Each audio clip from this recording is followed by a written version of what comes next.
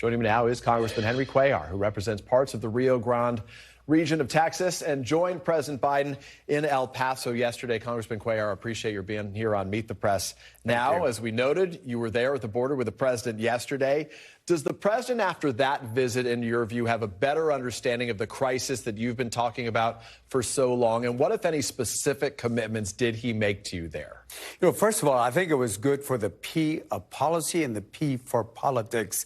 The P of policy is important because I think as a leader, you need to go down there, not only listen to the immigration activists, but you got to listen also to border communities, landowners, sheriffs, judges, mayors that are down there. You got to listen to them. And I think going down there provides them an opportunity to learn what happens at the border. Being 1,500 miles away is very different from, like myself, that we live there every single day. So for the P for policy, it was good. Politics, without a doubt, I think this is, including the policy that came out on Thursday, it's shifting him over to the center. So what, if any, specific commitments did he make to you? Is anything going to change based on this visit that satisfies your needs? Well, first of all, the policy that he announced for about a month or so, I had been talking to Secretary Mayorkas about concepts. You got to provide incentives for people to go in and do it the right way for asylum seekers. But at the same time, disincentives so they come in between ports like most people do. And to be clear, this is the policy that the administration announced last week, where they're going to let in an additional 30,000 migrants from places like Venezuela and Cuba and elsewhere each month, but they're also going to expedite the expulsion of individuals who come to this state, states. What specifically do you want from President Biden now? Based on this visit, you got him to the border. That's the first thing you wanted. So now what do you want to see? Number one. Number two, make sure that he advocates for more resources to the men and women in blue and green. Most drugs, as you know, 94% of the meth will come through ports of entry. 91% of the meth come through ports of entry. The narrative that they come in through migrants is not true in between ports. So that technology and the canines and what we need, the personnel down there at the border, is important because, look, ports of entry have changed in so many ways. In the past, it was tourism and trade. Now it's the third dimension is asylum seekers, and that's why it's important. So the commitments that we talked about, or should I say the things that we talked about with the president, get more resources down there at the border. President Biden did not notably meet with any migrants during this visit. The White House said that he went to a processing center. When he got there, there were no migrants there, or he would have been glad to meet with them. Was it a mistake for President Biden not to meet with any migrants on this visit? Well, I think it was more important for him to show up at the border, which he did. He went to the port of entry. He went to the processing center. He went to the actual border. So you're not concerned that you didn't speak with the migrants that are having these experiences? No, I think what he did was talk to the workers, to the border communities, to the ones that feel this every single day. It would have been good if he would have been able to do that. It didn't happen. But I think the overall presence is a positive for the president and the administration. President Biden said that the funding necessary to really make these things happen is now in the control of a Republican House, is in the control broadly of Congress. Do you have any belief system that this new Congress can accommodate those needs in terms of funding?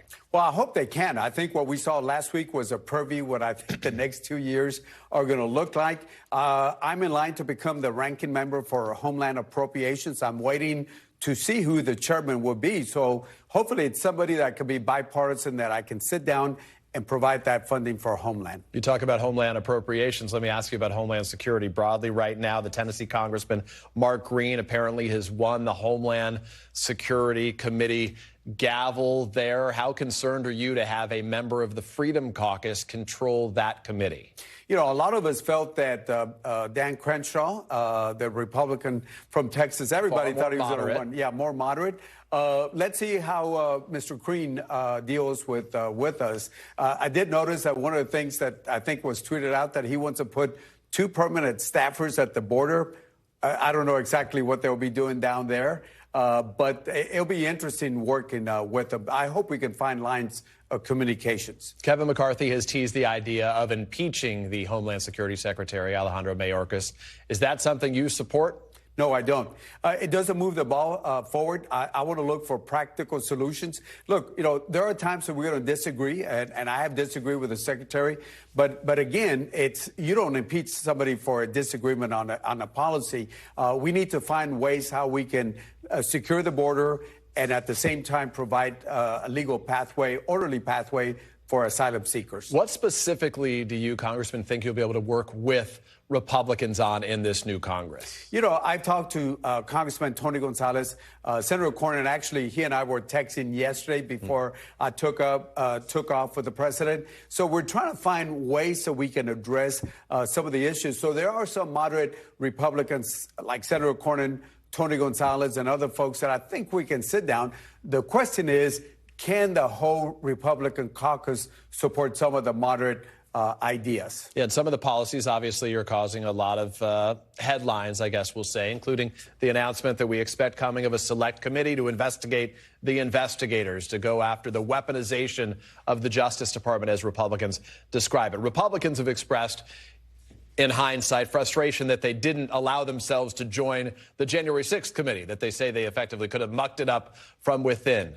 Should Democrats participate in the select committee that Kevin McCarthy and Republicans are likely to announce in the days ahead? You know, the Republicans had their way. I mean, they had an opportunity to join. They didn't want to do it. So should Democrats join this one? You know, I'll leave it up to our leadership. I don't know. Would you serve as a member if asked? I will serve as a member of the Homeland Appropriations, Defense Appropriations.